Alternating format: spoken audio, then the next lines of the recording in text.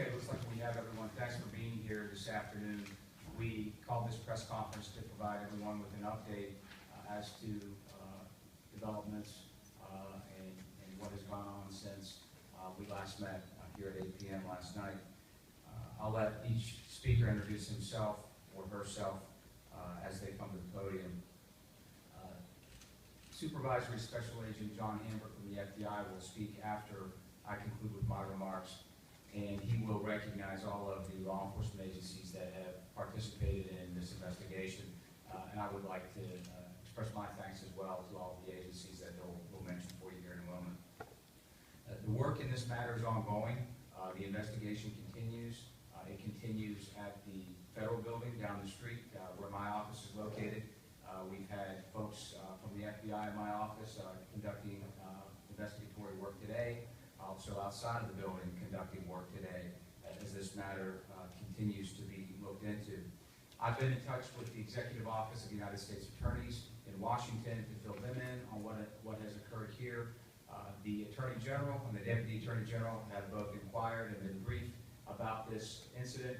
They have made requests for additional information, and I'm complying with those requests. Before I turn things over to Special Agent Hambrick, I must, as Chief Schwarzenegger did last night, recognize the heroic efforts of the agents and officers who were involved yesterday in engaging with the gunman.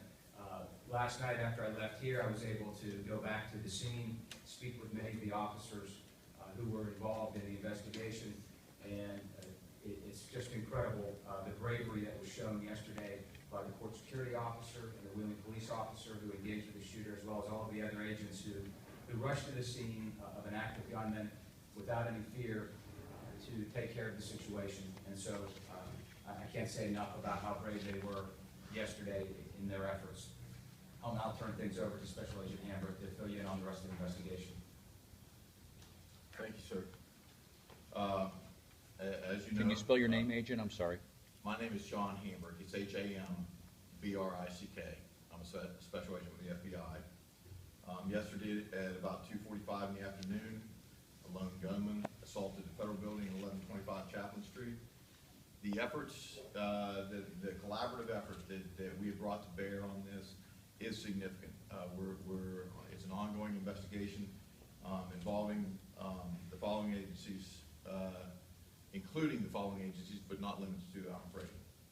The West Virginia State Police, the United States Marshal Service, ATF, DEA, Wheeling Police Department, Belmont County Sheriff's Office, Bridgeport PD, Ohio County Sheriff's Office, and Allegheny Bomb Squad. This response is not unique in our state. We have a tremendous working relationship among federal, state, and local agencies, and I'm very proud to be a part of that. We are confident in the safety of the community. That is to say, we have seen no evidence that there's a broad conspiracy here or anything of the sort. We are not prepared to discuss specifics about the motivation of the assailant or specifics about evidence regarding the investigation. At this point, we're analyzing evidence, conducting witness interviews, and reviewing digital evidence related to the assault. That's all I have at this time. We'll take any questions you may have. Did the government shutdown compromise security at all? There's no evidence the government shut down compromised security in this matter. The U.S. Marshal Service provides, if you'd like to speak to this, Marshal, we had a substantial response. The building was protected as it typically was. You had the normal contingent of security people on duty? Is that correct? That is correct. Agent Hambrick, I have yet to see any details about the weapons involved, either the model, the caliber, or the amount of ammunition that the gunman had. Can you comment on any of that evidence? What I can comment on is that the gunman had an assault rifle and a handgun, and I'm not going to comment beyond that. Is there a reason you won't tell us the model? And I'm asking specifically because we get criticism for calling things assault rifles when we don't know what the model is. So is there a reason you're withholding that? It's an ongoing investigation. It is not being withheld for any reason other than that's the limit. That's as far as I'm willing to go in terms of discussing it. I understand what you're talking about in terms of the political nature of things, but honestly, we don't delve into politics. It's an assault rifle,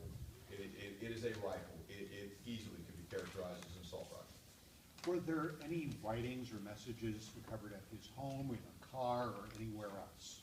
As you know, we conducted a search warrant at his residence, the vehicle, all that evidence is being processed and reviewed and analyzed. And at some point, I'm sure that it'll be available for FOIA, but not at this point. It's an ongoing investigation, and we're not prepared to discuss the evidence. There was a large panel missing from his trailer home in Bridgeport. Was that taken by the evidence response team? I'm not going to discuss the evidence. Without going into the detail of it, people in that area were evacuated for a time during the search. Is there any assurance that you can give them generally as to whether or not at any point there was any danger that he left behind that was subsequently removed or neutralized? The reason for the evacuation is for public safety. We did that and because there were indications that it could, public safety could have been jeopardized. We took the appropriate measures to render the location safe. Following that event, following rendering it safe, we then conducted a search and secured the scene. Just to do like sort of a rumor control thing, and I understand if you can't address it carefully. Some people in that area were saying today that they thought that there were notes or some posting left indicating that he had rigged the place in some way. Can you address, like, debunk or whether or not any people in the neighborhood had observed or reported anything like that? Or can you not? What I can say is I'm confident that the residents that we left in a safe condition. Was it safe when you arrived? We took every precaution to assure that it was safe, and it was, yes, it was safe. Agent Hambrick, have you ordered or has an autopsy been done on the shooter? An autopsy will be a part of the investigative process, It has yes. not been completed yet. I'm not prepared to discuss that. Bill, you said details of the investigation led you to believe that Mr. Picard was motivated by animosity toward the government. Can you shed any more light on that? I do believe that, and number one, because of the target being the federal building, I think we all can understand and take from that that there was some reason behind that. And two, the investigation, a lot of which we can't reveal today because we're still processing everything, indicates that he had an anti-government bias. He was upset with the federal government. And I think it's important to say that. I think it's important for the community to know that for this reason. It does not appear that there were any individuals who were being targeted in the federal building yesterday. It does not appear that there were any offices that were being targeted in the federal building yesterday, be it the U.S. Attorney's Office, the United States Probation Office, or any other office that's located in that building. There's no indication of that whatsoever. And you said some of your staff was visibly shaken and some were encouraged to stay at home. Can you give me an idea of the atmosphere in your office today? Well, there weren't many people there today because they took us up on the offer to stay home, and I understand why. The folks who were there, it was one of those things where you stayed up late, you got up early, you came in and you shook your head and you said to yourself, did this really happen? And obviously, we're all dealing with the fallout today. I've spoken to people on the telephone who are at home, and we're trying to call everyone, and we have steps we're going to take next week as well to help deal with the situation. But everyone, I think, is still shaken by it. Sir, can you tell us, please, whether or not he threatened any entity of the U.S. government by mail, phone, or otherwise before the shooting? I can't comment on that. You mean he didn't, or he did not? Well, I'll defer to the FBI on that. And we are not going to comment on the evidence that we're collecting in the case. Last night you did mention that there were no federal investigations. Is that still the case, that Mr. Picard was not under any investigation by any agency? That's still the case, yes, sir. What, sir, can you help us with this? You said you can't discuss the evidence. That in itself says that you have some evidence then about him threatening government agencies, because if he did, you'd say no, correct? That is not correct. I'm not including or eliminating anything. We are not here. We're here to reassure the community. We believe the community is safe. There's every reason to believe that it is safe.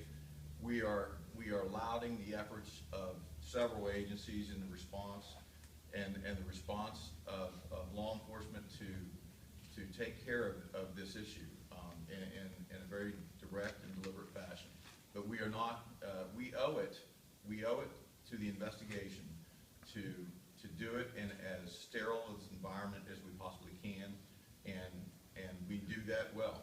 That is what we do collectively very well, and we're not going to put the evidence out piecemeal, and we're not going to include or eliminate any speculation at this point. We're simply not prepared to do that. Mr. Picard's neighbor told me that Mr. Picard told him 2 days ago on Tuesday, the day before the shooting, that he was suffering from, had been diagnosed with stomach cancer. Can anyone confirm that? We're not going to discuss anything about the mental state, the physical state. We're not going to discuss anything about the evidence of the case. No. Would you consider a diagnosis evidence? I would consider anything regarding the shooter, frankly. You know, you guys have asked some very good questions, and we are not prepared to answer. We are not going to discuss this case in its intricate details in the media, not at this time. We're here to reassure the community and to give you as much feedback as we possibly can, but the details of the case we're not going to discuss. Was he a member of the military, sir, that you know of? The shooter. The details of the shooter and his background is, we're here to reassure the community. I'm sorry, we're not going to discuss the evidence on the case. Was there anything about his behavior at the time that might suggest that this was a suicide by cop as opposed to an anti-government statement? Is that a possibility? The possibilities, I'm sure, are numerous. I'm not prepared to, or qualified, frankly, to answer that question.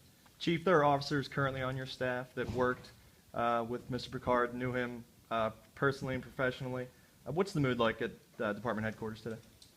Well, like I mentioned yesterday, it's a tragic loss of life yesterday, and absolutely, officers, not the majority of the department, but a portion of the department worked side by side with Colin Picard. And I'll just say publicly, I don't mind saying it, that I've heard good reports about his law enforcement abilities. He was a respected member of the department for a time.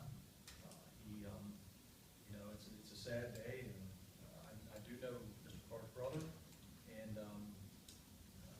but I've heard good things about his respect amongst the community members and the quality of his work while he was employed here. Chief, did he quit because he was injured? Because I heard that he might have been receiving SSI. I have no idea why he left, man. He tendered resignation in July of 2000. Can anybody say where the gunman was fatally wounded? Was it on his side? Was it in his chest? The results of the autopsy are not being addressed at this time. Agent, you said earlier that there's no evidence that this was a broad conspiracy. Does that mean that he acted alone and didn't have anyone else helping him? The evidence, that's the limit of the evidence that we are willing to discuss, and that is that we feel that it is reasonable to conclude that he acted alone. We are still conducting a thorough investigation, and yet there is no indication of a broader conspiracy. Bill, can I ask you to clarify one point? You said you think this is an anti-government statement. Is there anything beyond the target? And I'm not asking you what evidence, but is there evidence beyond the target itself that leads you to believe that this is an anti-government statement? Yes, Okay, so it's more than just the building. yes. Okay, thank you. Do you have an exact count how many bullet holes were found in the windows or in the building? We do. Do you have that number, exact number? We do. Can you share that? No. Is Mr. Picard's personnel file from the Wheeling Police Department a part of your evidence? It is. And has that been reviewed yet? Along with volumes of other evidence, it will be reviewed. When can we expect another update from y'all? We haven't decided when we're going to convene again. You can again? Hopefully next week, we'll be able to provide another update, but I can't give you an exact date and time. Does anybody have any other questions for me or anybody else? Well, we have a lot of questions, but Was Mr. Picard's nephew coming to pick him up on Wednesday? Have you learned anything like that?